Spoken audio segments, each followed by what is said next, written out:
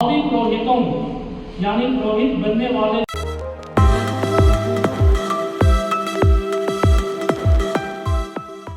आज मैं संक्षिप्त में फॉर्मेशन के बारे यानी अपॉस्टलिक स्कूल में चल रहे प्रशिक्षण के बारे में मैं दो चार बातें बोलना चाहता हूँ, जिससे आप लोगों को यह मालूम हो जाए कि अपॉस्टलिक स्कूल में हमारे यहाँ क्या क्या कार्यक्रम होता है, हम लोगों का टाइम टेबल कैसे है, हम लोगों का क्या क्या एक्टिविटीज़ होता है, उसके बारे में आप लोगों को कम से कम थोड़ा बहुत कुछ मालूम हो जाए। आप लोग अपने बच्चों को अपॉस्टलिक स्कूल में दाखिला कराते हैं और यही आशा करते हैं कि आपके बेटे अच्छी तरह से पढ़ें, अच्छा संस्कार को ग्रहण करें, जीवन के तौर तरीके को सीखें और जानें। लेकिन यहाँ पर पढ़ाई लिखाई के साथ साथ तरह तरह के कार्यक्रम हम लोग रखते हैं उनके लिए, ताकि उनका सर्वांगीण विकास हो सके, ऑल राउंड डेवलपमेंट हो सके, सब तरह के लड़के लोग सक्षम हो सके अपने कर्तव्य को करने के लिए, निभाने के लिए। और यही चेष्टा और यही प्रयास हमारी होती है, यानी हर एक लड़का परिपक्वता को पा सके, एक जिम्मेदार व्यक्ति बन सके, यही हमारा लक्ष्य होता है। तो हमारा अपॉस्टलिक स्कूल में हम देखते हैं यहाँ का लक्ष्य जो है वो है कि यह अपॉस्टलिक स्कूल भावी पुरोहितों यानी पुरोहित बनने वाले उम्मीदवार या इच्छुक लड़कों के लिए प्रशिक्षण केंद्र है और उन्हें तैयार करने के लिए निम्नलिखित पहलुओं को ध्यान में रखा जाता है। जैसे मैंने यहाँ लिखा है कि अपॉस्टलिक स्कूल का लक्ष्य क्या है। लक्ष्य है पहला, मानवीय मूल्यों पर आधारित गुण का विकास। मानवीय मूल्य हम जानते हैं क्या होता है। मानवीय मूल्य कैसे रहना है, कैसे जीना है, कैसे अलग अलग गुणों को अपनाना है, आत्मसात करना है, इसके बारे में हम लोग लड़कों को बताते हैं। तरह तरह के कार्यक्रम होते हैं इस मानवीय मूल्यों को अपनाने के लिए। उसी के साथ साथ क्रिस्तीय जीवन एवं विश्वास की समझ उन्हें दी जाती है। क्रिस्तीय विश्वास में और भी दृढ़ बनने के लिए उन्हें सिखाया जाता है। व्यक्तिगत रूप से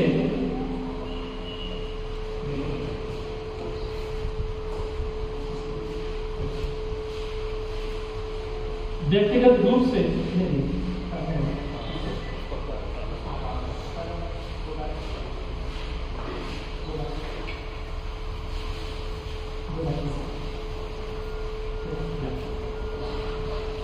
व्यक्तिगत रूप से अपनी बुलाहट की पहचान तथा समर्पण हम लोग कोशिश करते हैं हर एक लड़कों को उनको सहायता करते हैं ताकि वे अपनी बुलाहट को जान सकें, क्या ईश्वर उन्हें बुला रहा है कि नहीं।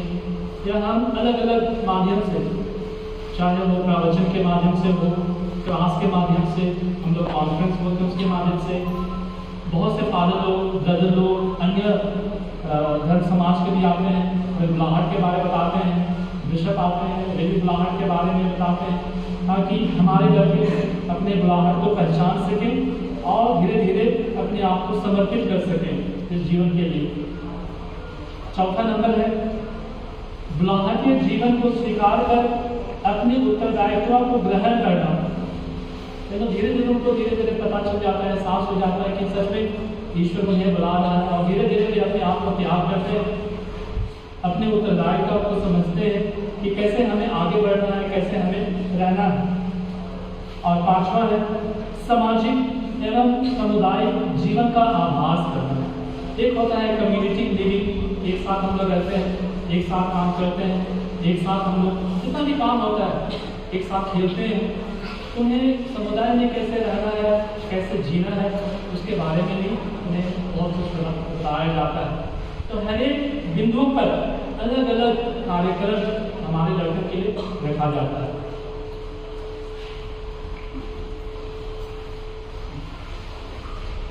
और प्रमिति जीवन जीने के लिए सोच में, विचार में, बात में, व्यवहार में, काम में परिपक्व होना जरूरी है। इसके लिए 4 मुख्य गुणधर्म पर जोर दिया जाता है। और पहला है ह्यूमन फॉर्मेशन, यानी मानवीय प्रशिक्षण के बारे में। जैसे क्या क्या इसका लक्ष्य है? आत्मज्ञान की शिक्षा, कैसे हम अपने आप को पहचाने, अपने आप को जाने, हमारे क्या गुण है, क्या अवगुण है, उस सबको हम लोग पहचानने के लिए हम लोग मदद करते हैं। पवित्रता का जीवन जीने के लिए हम लोग प्रेरित करते हैं। उन्हें बताया जाता है, उनको सिखाया जाता है, उनको दिखाया जाता है कि कैसे हमारे लड़के भी संत बन सकते हैं, पवित्र बन सकते हैं, अच्छे बन सकते हैं। सामाजिक जीवन जीने के तौर तरीके नहीं सिखाया जाता है कि कैसे अगर हम बाहर जाते हैं तो लोगों के साथ हमें कैसे उठना बैठना है, कैसे बातें करना है, कैसे जीना है समाज में, उसके तौर तरीके बताया जाता है। स्वतंत्रता रूप से परिपक्वता की ओर अग्रसर होना, उन्हें एक जिम्मेदार नागरिक, एक जिम्मेदार क्रिश्चियन, एक जिम्मेदार व्यक्ति बनने के लिए उन्हें विशेष शिक्षा दी जाती है। यहाँ पर अपनी क्षमता और प्रतिभा को विकसित करना है। अपनी प्रतिभा और क्षमता बहुत सारे ऐसे हैं, जैसे कंप्यूटर क्लासेस होते हैं इनके लिए, हारमोनियम या जितना भी म्यूजिक है उस सबको सिखाया जाता है। गेम्स होता है और तरह तरह कार्यक्रम के द्वारा उनकी क्षमता जो है, प्रतिभा को विकसित करने की कोशिश हम लोग करते हैं। और छठवां, जीवन शैली को सुव्यवस्थित ढंग से जीने के तौर तरीके, हम अपना जीवन को कैसे एक अच्छे सुव्यवस्थित ढंग से जी सकते हैं, उसके बारे में शिक्षा दी जाती है। ह्यूमन फॉर्मेशन में, मानवीय संरचना या मानवीय प्रशिक्षण में। अगला बिंदु है स्पिरिचुअल फॉर्मेशन, यानी आध्यात्मिक विकास करने के लिए, अध्यात्म में बढ़ने के लिए हम उनके लिए क्या क्या करते हैं? पहला कि धार्मिक शिक्षा।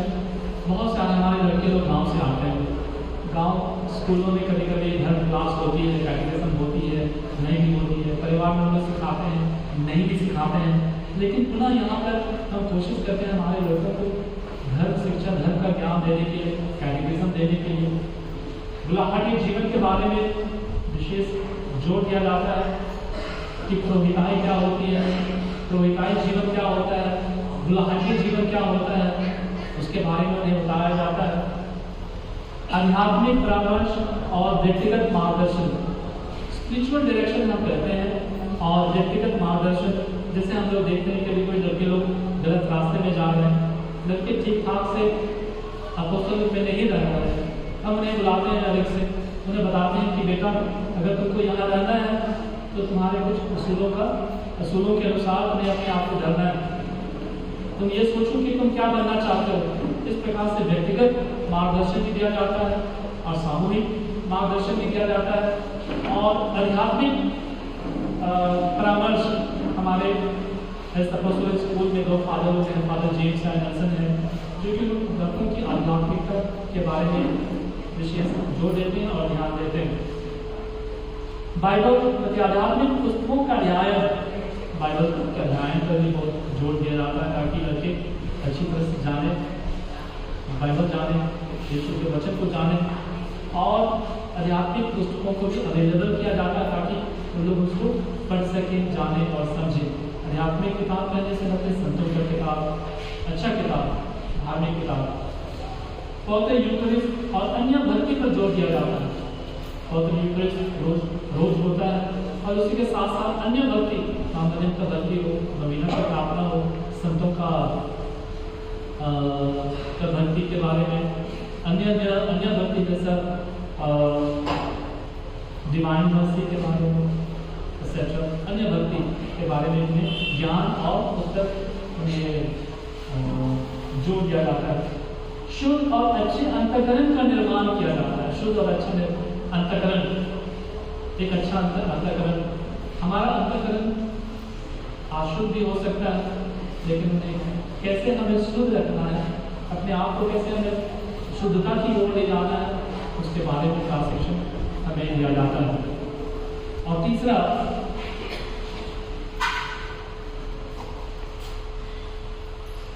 इंटेलेक्चुअल फॉर्मेशन या बौद्धिक विकास के ऊपर भी जोर दिया जाता है हमारे लड़कों के लिए। पहला, भाषा का ज्ञान। हम कोशिश करते हैं सबसे पहले मातृभाषा हिंदी को अच्छी तरह से सिखाने के लिए, फिर अंग्रेजी रहता है।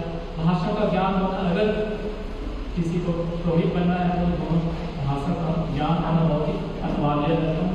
दोनों भाषाओं पर जोर देते हैं। धार्मिक शिक्षा और जीवन के बारे में हम समझाते हैं। धार्मिक शिक्षा और धार्मिक जीवन के बारे में हमें समझाया जाता है। पढ़ाई में रुचि और जुझारूपन के बारे में जोर दिया जाता है, कैसे उन्हें पढ़ाई करना है और कैसे जोर से उन्हें पढ़ाई करना है।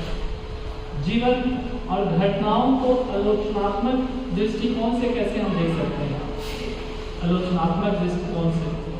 आज दुनिया में क्या हो रहा है, आज के युवा कहाँ जा रहे हैं, आज के देश में क्या हो रहा है, मैंने सब कुछ को आलोचनात्मक दृष्टि से देखना, समझना, परखने के लिए भी उन्हें सिखाया जाता, ताकि लोग घर में जा करके वो लोग समझ सके कि हाँ हमारे घर में ऐसे हो रहा है, वैसे हो रहा है इत्यादि।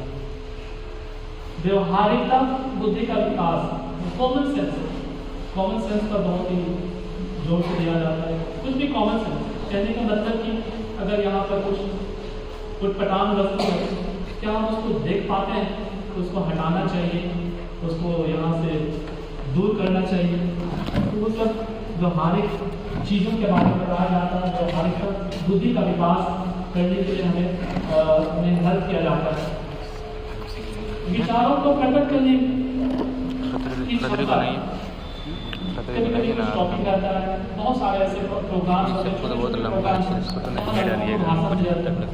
कहा जाता है।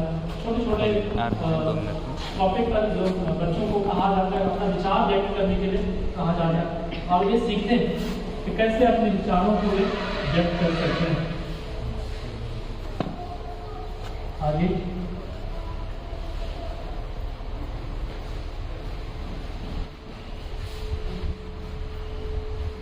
पास्टरल फॉर्मेशन, प्रेरित कार्य के बारे में हम लोग जोर देते हैं। और इस प्रेरित कार्य में जैसे जितने भी प्रोग्राम जब कभी भी होता है, हम लोग कोशिश करते हैं हमारे लोगों को कभी भी लेने के लिए, ताकि वे सीखें, जानें। और जब भी हमारा सहायता की जरूरत होती है, हम जाते हैं, सक्रिय रूप से भाग लेते हैं, ताकि बल्कि सीखते हैं पैरिश में क्या कैसे कार्यक्रम को आगे बढ़ाना है, कैसे संचालन करना है इत्यादि। कलीसिया और मिशन के कार्य में सहभागिता, कलीसिया और मिशन जो भी कार्य है उसमें तो कोशिश करते हैं जहाँ भी हो सके यथासंभव कोशिश करते हैं उसमें भाग लेने के लिए, हमारा सहायता देने के लिए, ताकि हमारे लड़के जो भावी पुरोहित हैं वे सीख पाएँ। प्रार्थना और धार्मिक कार्य में अगुवाई करना, रोज इन लड़कों को प्रार्थना में अगुवाई करना है, अगुवाई करने के लिए सीखना है, कैसे रोजरी चलाना है, कैसे अन्य प्रार्थना या बेनेडिक्शन कैसे चलाना है, इस सब के बारे में उन्हें सिखाया जाता है धीरे धीरे, ताकि वे छोटे छोटे धार्मिक सम्मेलन में, प्रार्थना सभा में वे लोगों का अगुवाई कर सकें। प्रेरित कार्य में प्रोत्साहित किया जाता है, छोटे छोटे प्रेरित कार्य के लिए दूसरों को सहायता करना, दूसरों की भलाई करना, छोटे छोटे ऐसे कार्य में उन्हें बताया जाता है।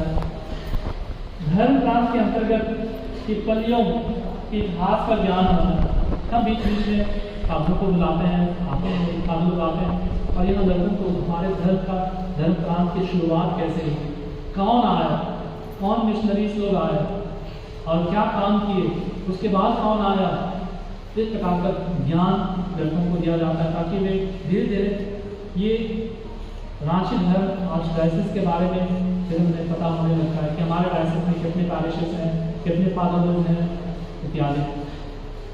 आदिवासी संस्कृति के बारे में उन्हें ज्ञान दिया जाता है, आदिवासी संस्कृति के बारे में कि हमारा संस्कृति क्या है, जब हम कर्म बोलते हैं तो ये कर्मा क्या है, जब हम तुझको का मनाते हैं तो ये तुझको क्या होता है, एक्सेट्रा।